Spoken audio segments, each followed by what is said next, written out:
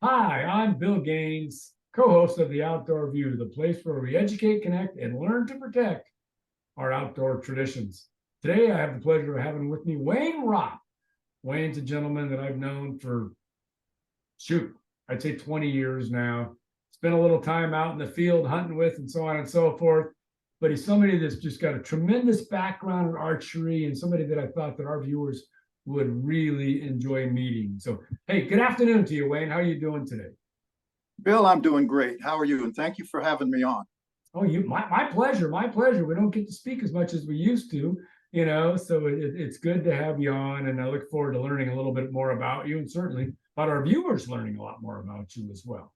Eh, Wayne, I mean, I met you through the sport of archery, right? And I've been an archer maybe for I think 15 years, something like that now. You've been one for decades. How did you get into archery? I've always I grew up in a hunting family. My dad was a hunter. He provided a lot of wild game for our table. He went through the Depression. He lived through the Depression with my mom. Mhm.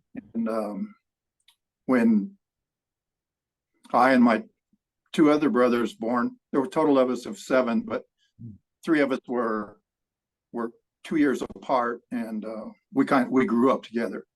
So when my dad he was out providing doing hunting during hunting season and stuff. He'd take the older of the three of us, and then when the middle one got old enough, he took him, and then when I became old enough, he took me.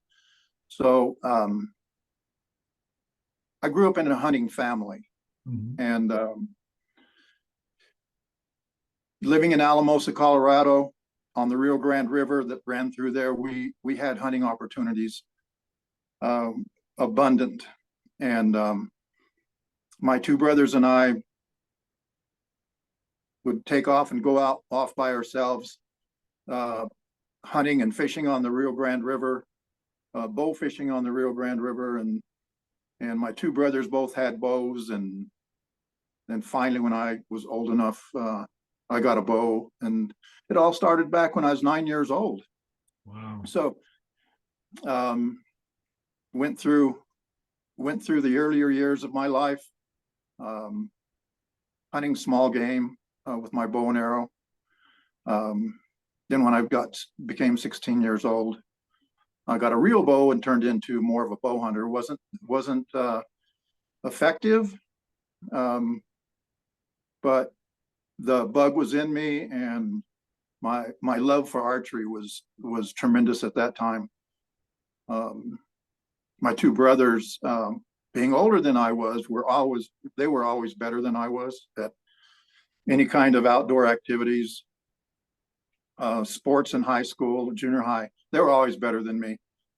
So the competition that they afforded me made me a super competitor, and to a fault, I might say.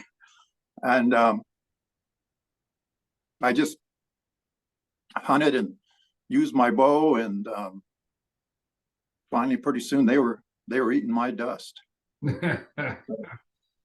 Now, you started So quite a while ago. I mean, we won't get into how old you are, but if you started at nine, that was, a while back. I mean, yeah, archery's come a long way since then. What kind of bow were you shooting with when you first started shooting? the first bow I got was a kind of a long bow. It was a fiberglass straight bow. Mhm. It was a 15-pound bow. You could shoot an arrow from either side. It was a left or right-handed bow. And then, my gosh, I came across a fiberglass recurve. There was a 25-pounder. Man, I stepped it up. Mhm. And then when I was 16 years old, um, one of my friend's dad had a Damon Howard Hunter recurve with laminated limbs that he wanted to sell. And I told him, yeah, I'd like to buy that. So I bought it on. I put half down, and a month or two later, I got the other half. Paid him off, and that was, Bill, of all of my bows. and I've had a bunch. That bow was my favorite of all. It was a 45 pound. I was drawing at 34 inches. So I was shooting about 50 pounds, 50 or about 55, maybe even close to 60 because of my draw length. But I was tremendously accurate with that and totally instinctive shooting. And sadly, that bow burned up in the San Diego County wildlife fires in 2004 when my house burned down in that fire. Wow. So that's been a stake in my heart. But that's kind of where it started, and that's where my bows came in. Now you primarily shoot a compound bow now, correct? Currently, yeah. I went to the Navy in '68. Was in the Navy for 4.5 years and got out. And in 1979 or 80, can't remember exactly, I went down to Weiser Sporting Goods in National City, California, just south of San Diego. And Jim Velasquez and Bobby Fromm worked in the archery department. Jim was the manager and Bob was his salesman. Bobby Fromm, they're both Bobby and Jim are big names in the archery world. Bobby owns his own shop down there, the Performance Archery in San Diego. And Jim worked for Bear. He did a lot. He owned 3 shops, and so he's a big guy in the archery and hunting world also. But anyway, I bought a Martin Cougar compound bow from Bobby, and that's when we got my first compound. I was interested in hunting, so I asked them what clubs I could join, and they told me Bear State Bow Hunters in San Diego County, or in San Diego. Their range was in Escondido, so I joined them, and had a great time. It was a great club. And then the next bows I got, was Martins and Martins and Martins. And then I went to Bowtech, and now I shoot Hoyt and Expedition bows. And we talked a lot about hunting, and I know you've hunted all kinds of critters, both with feet and fins, with your bow, not to mention wings, right? But you also do a lot of target shooting, right? I do. Well, I did. I've moved to Arizona 3 years ago, and target shooting out here isn't nearly what it was in California, Southern California. I lived about 10 minutes from Aranco Bowmen Hunters archery range. And I was there, after I retired, I was there probably 6 days a week. Was shooting upwards of 300 arrows a day. Had a great group of friends there. It was just fun. And I got really good at it. At one point, I was hitting my business card, my CBH SAA business card, at 100 yards. Wow. And yeah, I got really good. So the target aspect of my archery history has really been, it got me to shoot really well, because being the competitor that I am, it was imperative to me to do the best I could. So target archery actually took over my archery days, and it made me a better hunter for sure. Made me more confident. I've never shot an animal over 45 yards from me, but it allowed me the ability to be so confident that I could take those shots, and they were just chip shots to me. And I've won two state broadhead tournaments, championship tournaments.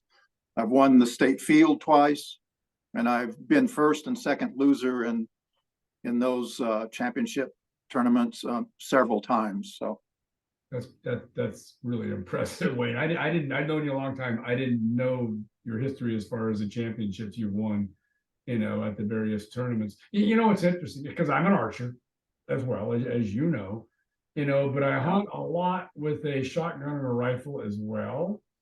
And I've shot a lot of trap, a lot of sporting clays, done all that stuff with a shotgun too. And what I have found, and I've talked to a lot of other, gun hunters, if you will, about this as well, and they agree, is that you can be a crack shot on the sporting clays, range, and it doesn't necessarily translate to when you're hunting wild birds. It just doesn't. I mean, I've seen guys that can run 99 out of 100 on when they're shooting clays. They get out in the duck line and they can't hit the bird for the life of them, right? But I would think archery would translate, shooting at a target range would translate a lot better to being in the field than actually hunting, than shooting sporting clays. Obviously, it did in your case anyway. Well, shooting target archery absolutely does give you confidence in your abilities. But I'll tell you what, Bill, when you have an animal, and you've experienced this, when you have an animal, a target animal that you're trying to bring home for the table, and he steps out in front of you at 10 or 15 or 20 yards or 45 yards, I may not be like all people, but when I see my target animal, the adrenaline rush I get is so incredibly intense that I'm shaking like a leaf in a tornado. I mean, I get really out of control sometimes. And I'll tell you what, I don't know if I told you this before when I was turkey hunting, but gobblers are the worst for me.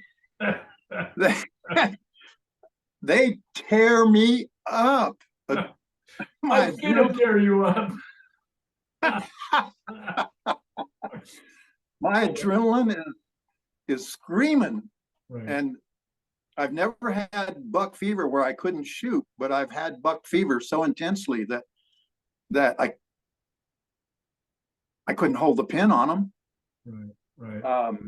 It just and things that white-tailed buck I got 2 years ago in Missouri, Goliath, 160 class white-tailed buck. I saw him the year before under my tree stand, and it was quite a fiasco. I had my reading glasses on. I was reading my phone, and I heard something down below me, and I looked down, and there was a big shadow down there, and a doe was walking below my tree stand. If I were on the ground, if I reached out to my right, I could have touched her. That's how she was, right under my tree stand. So I thought, I need a doe, so I'm going to go ahead and try to shoot her. So I put my phone in my breast pocket and took my bow off the bow hanger and stood up, and she was walking out there 10 yards, and I drew my bow back and looked through my peep and my sight, and my peep was blurry, my sights were blurry, the doe was blurry, and my head started exploding because I couldn't figure out what was going on. She ended up walking out to 40 yards. I never touched the release trigger. And I heard something down below me again and looked down, and here's that buck standing in the same place the doe was. And he was a huge 160. Well, at that time, he was probably 175 to 180 class buck. Wow.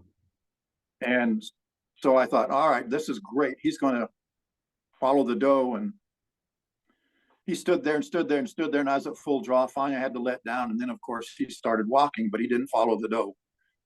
So he started walking to the right a little bit. So I turned, drew the bow back, hit my arm on the tree, so I couldn't get the bow all the way back. Hit my elbow on the tree. Oh, that set off another adrenaline catastrophe. Now I'm really getting crazy. And the bow's out there, or the buck's out there at 10 yards. I look through my peep. Peep's blurry, sight's blurry, the buck's blurry. My head's exploding, couldn't figure out what the heck to do. He walked off. Well, I had my reading glasses on. They were frameless reading glasses, and they were down on my nose. So just looking, everything was clear. But when I started looking through my peep, I was looking through the glasses, and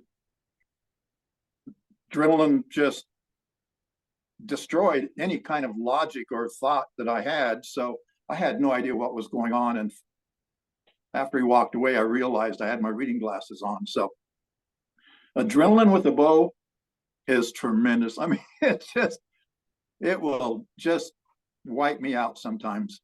You know, but it's that adrenaline, and I get it both with a bow and with, you know, a firearm, but it's that adrenaline that keeps me hunting, right? I mean, you know, it's obviously I'm out there so I can put a good wild game, a healthy meal on the table for my family, but it's that adrenaline rush that you get when you're hunting, you know, that just makes me keep coming back. You know, it gives you a feeling I just can't get any other place, any other way.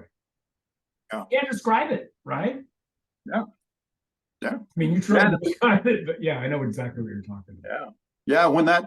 When you lose that excitement, I think it's time to put the bow away or the gun away. I totally agree with you on that. Yeah. You mentioned CBHSAA, right? I mean, you know, that's California Bowmen Hunter State Archery Association, which is how I met you, actually, is exactly through that organization. But you've been associated with them for a long time, and you've actually served as president for quite a while as well. How did you get involved with California Bowmen Hunters, and tell us a little bit about your history with that what I think is an excellent organization. Okay. Well, back with my first compound bow with Jim Velasquez and Bobby Fromm. So I asked them about the bow hunting club in the area, and they told me about Bear State Bow Hunters. So I went to the very next meeting and told them I'd like to join their club, and they kind of vetted me there. They asked me questions, what my experiences were when I first started hunting. And at that time I was probably 35 years old. I could figure it out real quick, but anyway, somewhere in my 30s. And I told them I'd been shooting a bow since I was 9 years old, and that blew most of them away. And they said, well, okay, we're going to take a vote and see if we are going to allow you into the club. So they voted, and they came back and said, yeah, we voted that you'd be a member, but your requirements are you have to participate in the meetings. You have to have one meeting a month, and you have to attend at least 10 of those meetings. And you have to join California Bowmen Hunters and State Archery Association along with National Field Archery Association, which is so we've got the state organization and the national organization for the entire United States. Mm-hmm. So I joined because I wanted to belong to the club. And that's how I got involved in the club. I ended up being president in 1994. Wow. That was my first term. Second term, I was elected again. And after that two-year term was up. And then I was out. Then in 2012, somebody asked me to run for president again. So I ran for president again. And I did that for a 6-year term, or for three 2-year terms, a total of 6 years. So I've been president of California Bowmen Hunters 10 of the 40 years that I've been associated with CBHSAA. That's pretty impressive. You also mentioned that you were on the legislative committees, and that's one of the things. CBHSAA does a lot of things really, really well. But one of the things that you guys do as good or better than any other wildlife conservation group out there is you're so organized on the political front. So what drove you to get involved politically, if you will, when you were with CBHSAA? Well, because I was predominantly a hunter, my love for the outdoors and hunting was something that I wanted to protect. Protecting something I loved was really important to me. Mm-hmm. And being on the legislative team, yeah, it was just a calling. What was your greatest accomplishment, do you think, as president? Well, when I first became involved in organized archery and realizing the political arena and the conflicts that the organization was in, and we're trying to protect what we have, our hunting and archery lives, the thing that we all loved. Mm-hmm. But the biggest issue that I saw that needed to be corrected was the infighting. When I first became involved in CBHSAA, the traditional archers didn't like the compound shooters. The compound shooters didn't like the traditional archers. The target archers didn't like the bow hunters. The bow hunters didn't like the target archers. And there was often in our discussions and hunting camps and meetings, there was this headbutting going on between people who loved archery and loved hunting. And when I first became president, that was the first thing I addressed. I said, we have got to stop the infighting. We have people that are trying to destroy and take away what we love. Why are we headbutting one another? And from that point on, when I would write my president's message every month for the newsletter and then the magazine later, I always ended my president's message by, no matter what kind of stick you shoot or bow you bend, we must remain one strong family. And that's my belief. And it's, that doesn't only apply to sharp, pointy, sticky things that we shoot. It applies to all of hunting, all of the outdoor sports and activities. Mm-hmm. And that's why we are so blessed to have you as our legislator or our lobbyist, because you bring all these groups together, whether they're gun hunters, whether they're rifle shooters, shotgun shooters, archers, doesn't make any difference. If they're bird hunters, upland bird or waterfowl, it doesn't make any difference. We all have to stick together. And that's, I think that was my biggest accomplishment, is turning the club around where the infighting wasn't there anymore. I'm glad you mentioned that, because I've been associated with California Bowmen hunters now for probably 20 years, right? And I haven't seen any of that infighting at all in the last 10, 15 years, at all. And you're right. I mean, we see the same thing amongst the gun hunters, the people that hunt bears versus deer versus waterfowl, whatever. And I'll give you a perfect example. It's when the legislation came along back in 2012 to prohibit the use of dogs to pursue bears and bobcats, right?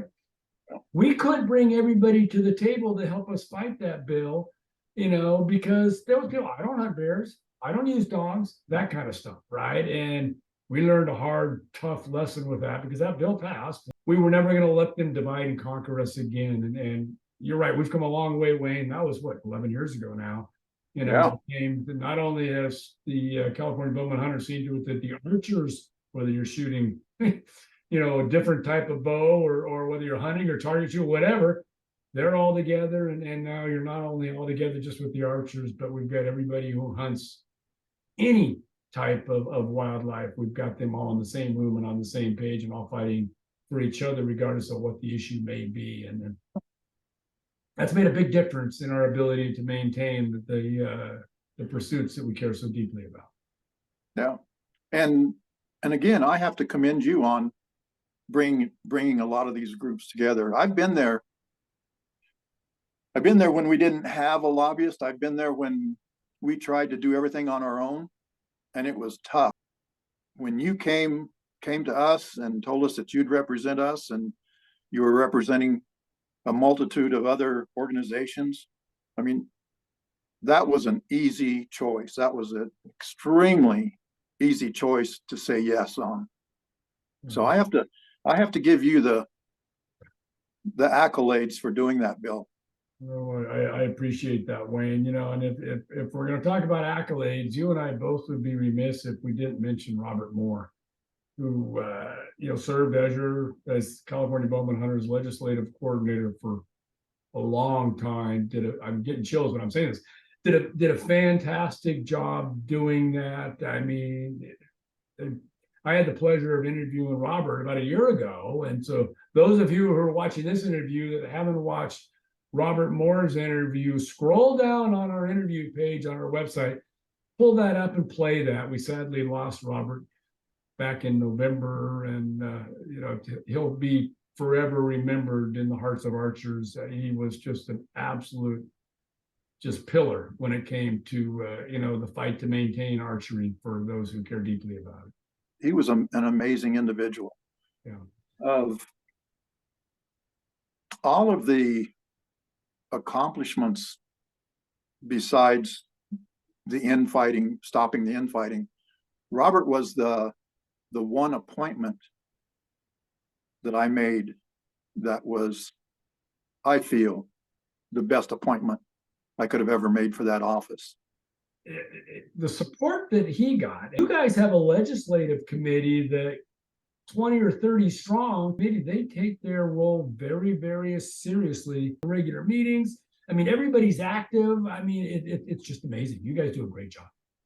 So, and you guys have earned the respect of the Department of Fish and Wildlife. You've earned the respect of the California Fish and Game Commission. I mean, and you walk in the room, they're always glad to see you there because they know what a professional organization California Bowman Hunter State Archery Association is, and what you guys have done for archery and archers, you know, since you know, you were initially created is pretty impressive. I if anybody is thinking about becoming archery, I talk to people all the time that are intrigued by it, that don't do it. I mean, you know, getting hooked up with California Bowman Hunters is a perfect way to get introduced to the sport. You guys have got stuff going on all the time. Your newsletter, it's about 100 pages of just events that are happening, you know, throughout the state.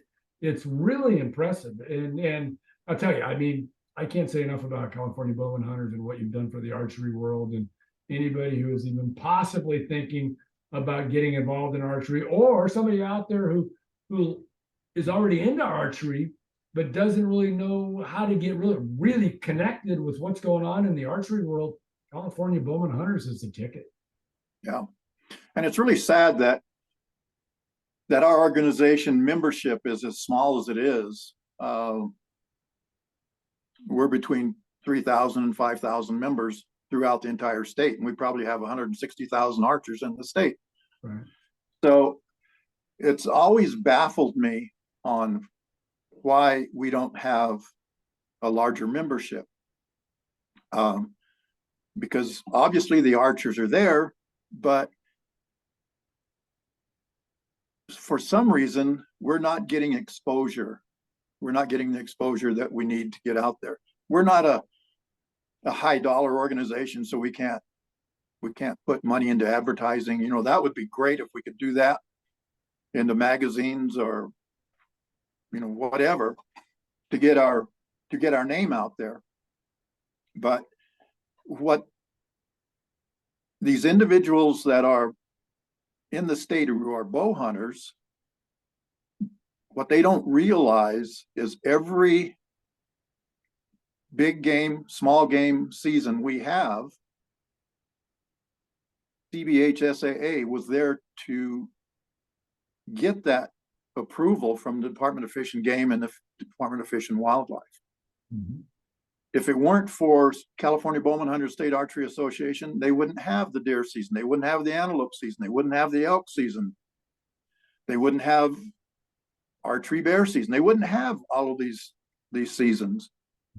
And they sure as heck wouldn't have been protected so that they could enjoy those seasons in present time. Well, not only the seasons, but I mean, when you look at the various tags that are available, archery tags that are, and granted, you can use archery equipment during the general season too, but there is quite a few tags set aside for deer, elk, so forth, that are archery tags, and it was California Bowman Hunters that fought for those as well. So you guys have done a fine job. Hopefully today's interview will introduce a few archers to California Bowman Hunters State Archery Association.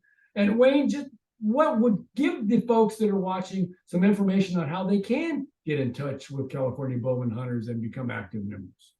It's really simple. They can Google CBHSAA. That's all they have to do. It's just Google CBHSAA and it'll take them right to the website. They can join on the website.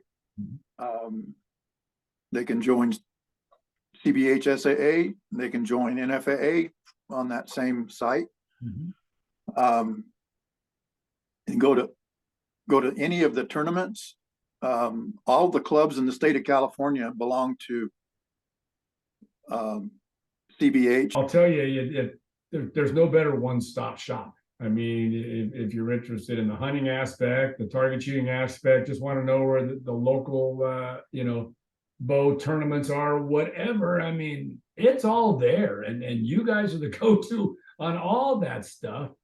In addition to the politics of archery, which people really need to get engaged in if they care deeply about the long-term future for the sport. Yeah. If you own a bow and you enjoy any of the opportunities that California Bowman Hunters State Archery Association has afforded you, I would encourage you to join the organization. We need your support. And we need not only your support, but we need your participation. We need people with the drive and love for protecting and continuing our sport. So look us up on just Google CBHSAA. You can go to cbhsaa.net and it'll pop up, but I would encourage you to join and not only love the sport, but help protect it and promote it. Yeah, and I would second that, Wayne. If you're an archery hunter, target shooter, whatever, yeah, it's incumbent upon you to be a member of CBHSAA because you're out there 24/7 fighting to protect what you care about. Well, Wayne, it's been an absolute pleasure to have you on today. Appreciate the history that you provided. Appreciate all you've done personally for the sport of archery and target shooting and hunting as well. And then just thank you for taking the time to join us today. And thank you to our viewers for joining us today on The Outdoor Review. Check us out on our Facebook page, our YouTube channel, or on the internet at www.theoutdoorview.org.